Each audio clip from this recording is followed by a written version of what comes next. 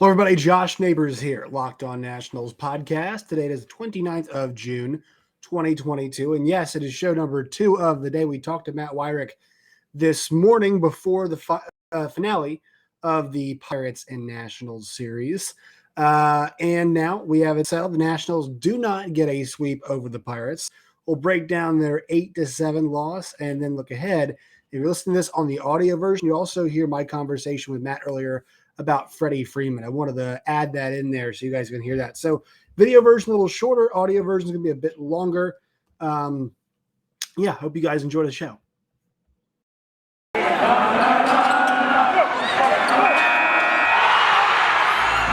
are Locked On Nationals, your daily Washington Nationals podcast, part of the Locked On Podcast Network, your team every day.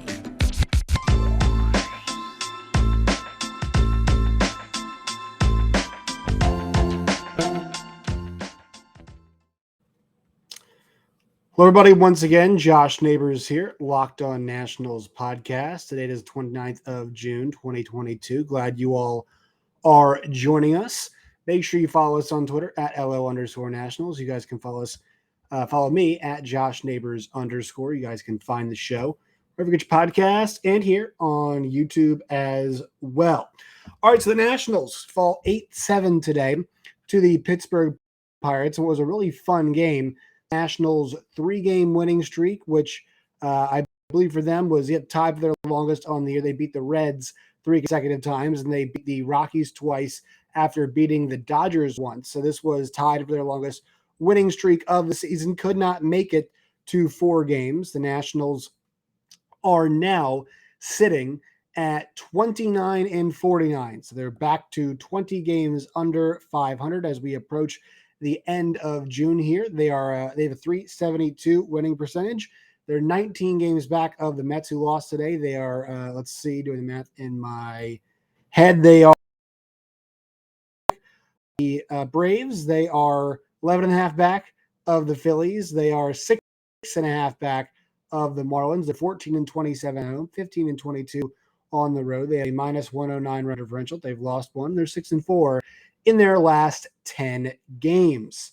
So once again, the story coming into this game was how hot the Nationals starting pitching had been. Really, that was the big story. Matt Weyrich was telling us today how good they had been since, the 8th and 18th. They had one of the best ERAs in all of the league, especially in the National League.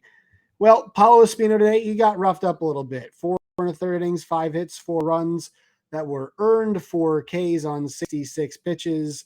And for him, they got to him pretty early. It was a 2-run home run from Brian Reynolds that got the party started. The Nationals, though, which, this is why this game was so fun, is that it was back and forth the entire way. So the lead number 1 was the Pirates taking the lead there early on in this game. It switched back as it got tied after Keibert Ruiz singled and scored Nelson Cruz. Juan Soto doubles to deep right to drive in a Ehire Adrianza to make it 3-3. Then we have 3-2. You have Daniel Vogelbach home run that makes it 3-all. Then they get a run in the 4th to Pirates to make it 4-3. So there's the lead change number 3. In the 5th, the Nationals plate 3 runs. So there's lead change number 4. In the 6th, the Pirates get 1 back. In the 7th, they get 2 more, which was lead change number 5. A Yadiel Hernandez solo shot in the 7th made it 8-7, but the Nationals were never able to close that distance once again in the end of the game. But, it was a really encouraging offensive day for the Nats. 1, 2, 3, 4, 5, 6 Nationals get double-digit hits, have multi-hit games. So Cesar Hernandez, 2 for 5 on the day. Josh Bell, 3 for 3 with 2 walks on the day. Nelson Cruz was 2 for 3 with an RBI and 2 walks. Luis Garcia was just 1 for 5, but still he's been hitting so well. Keibert Ruiz, Yadiel Hernandez, and Ehire Adrianza all get 2 hits. Keibert gets a couple RBIs, and Yadiel Hernandez gets a couple RBIs as well. So the offense, that's what you wanted to see from the offense. They did their job, especially today with runners in scoring position. They were fantastic on the day for them, 7 for 14. Adrianza was one, Cruz was 1 for 2, Soto was 1 for 1, Hernandez 1 for 2, Ruiz was 2 for 2, and we'll get to him in 1 second. So National getting contributions all across the board. The pitching was not there, and it was a variety of guys, man. I mean, Carl Edwards Jr. He got touched up in this game, 3 runs, 3 earned runs for him on 3 hits on 29 pitches. Kyle Finnegan gives up a run as well. So the Nats give up 8 runs in total. It's 4 from Espino and 4 from the bullpen.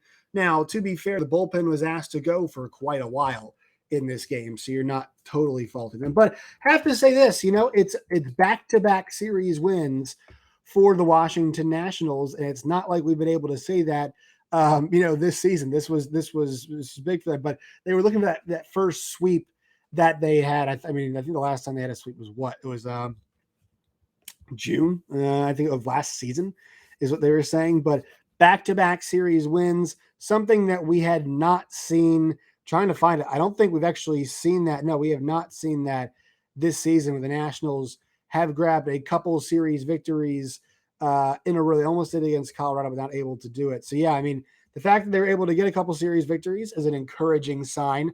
I think they're playing some of their better baseball, and especially that's been teed off or, kind of set up. It's been set up by their pitching. Although I will say this today, like the bats put them in perfect position today to make something happen, because they were scoring and they were scoring often. Like the distribution on offense, they were there striking back when they had to. So the offense that's been maligned at times today was really good and pretty strong, I thought. Had a couple more opportunities, sure, but I mean, hit 500 on a score position. You're pretty happy with that. All right, quick word from the sponsors. Touch on some Keibert Ruiz things. Today's show is brought to you by LinkedIn. You guys know that as the sun comes out, metaphorically speaking, after COVID, and literally too here in the summer, small businesses are back, and LinkedIn Jobs makes it easier to grow your team. LinkedIn Jobs helps you find the people you want to interview faster and for free. Create a job post in just minutes on LinkedIn Jobs. Work in the world's largest professional network, over 810 million people. Then add your job under the purple hashtag hiring frame on LinkedIn to spread the word. Excuse me. They're on LinkedIn. LinkedIn Jobs helps you find the candidates you want to talk to faster. Every single week, nearly 40 million job seekers visit LinkedIn. Post your job for free at linkedin.com/lockedonmlb. That's linkedin.com/lockedonmlb. To post your job for free, terms and conditions do apply. All right, so the one guy I want to touch on here is Keibert Ruiz, because I have to mea culpa on this. Out of the 2 guys in that trade, I have focused much more often, I have to say, I have focused on Josiah Gray. Mostly, I would say, because the Nationals desperately need pitching more than anything else, right? With Steven Strasburg owed so much money and not being able to pitch, and Patrick Corbin, although he had a great outing last night, not being, not normal Patrick Corbin we're accustomed to that often, with injuries to Joe Ross as well. Eric Fetty, we'll see what happens with him. The Nationals really do need these young arms they're developing to hit. They're going to need, Jackson Rutledge to hit. They're going to need Cade Cavalli to hit. They're going to need Cole Henry to hit. Well, not all these guys to hit, but you know what I mean. You're going to need some of these guys to hit. And the first one they got that they could toss in there was Josiah Gray, and he's not hitting, but metaphorically he's hit, right? That's what we're trying to say. Also, you're going to need a Jackson Tetrio type guy that you didn't see coming down the pike, end up doing some really good things for you. And then that's right now, that's what they're getting. They're getting that, I'd say so far from Jackson Tetrio. But, the guy in that trade has been Keibert Ruiz, and I have to say, I have been so impressed with him this season. 250 is, 255 at the end of the day, but he's 250. No, he's up, I think. 55 overall. And, the power for him, we'll see if they can bring the power can come around. But I'll just have to say, I'm from a defensive standpoint, I think really like the way he's played. With runners on base, he's hitting 263 so far this season. Scoring position, he's not as good. But leading off inning at 243, 300 on base. So, he's still getting that feel right now, but I still think his play has been good. I know it's dropped off just a little bit as of late. But just generally speaking, for a 23-year-old to be a day catcher, to run the staff the way this kid has, JoJo gets a lot of credit. And I know, once again, K-Barrett's June has not been as good, but that May put together with 307 batting average with a 402 on base. I know it's dropped off once again, but still, I think he gets, he needs more credit. And days like today, where he was really strong, multi-hit game, just a reminder of how good this kid can be. 2 for 4 today on the day with a walk as well. So just kind of a reminder. I know we talk a lot about Luis Garcia. I know there's a lot of focus on Josh Bell and Nelson Cruz and Juan Soto. And I think, we've talked about K-Barrett at times and kind of we can lose focus on him. But I just think because I've been shouting out Josiah so often, I wanted to shout out K-Barrett on today's show. All right. So one more word from our sponsors here, and I will let you guys know what's coming up the rest of the week on the show. Today's show is brought to you by Sports Card Investor. You guys have heard us talk about them before. You guys need to check this out. If you're, have any interest in collecting sports cards or you're looking for something new, this is the place to go. If you're a casual card collector looking for an exciting alternative investment opportunity, the free Sports Card Investor app has something for you. Breakout stars or prospects debuting, check the value to find great deals on their cards. Guys like Adley Rutschman, Jeremy Pena, Luis Garcia. You guys can find those at the Sports Card Investor app. Download the Sports Card Investor app today, available free in the Google Play and Apple stores, or go to sportscardinvestor.com/lockedon. Today's show is also brought to you by BetOnline and betonline.net. BetOnline is the number 1 source for all your betting needs and sports info. Find all of the latest sports developments, league reviews, and news, including this year's NHL playoffs, which already went by, Major League Baseball, obviously, football future. It's the fastest and easiest way to check on all of your favorite sports events, including MMA, boxing, golf, NASCAR, F1, whatever you're invested in. Head to the website today. Use your mobile device.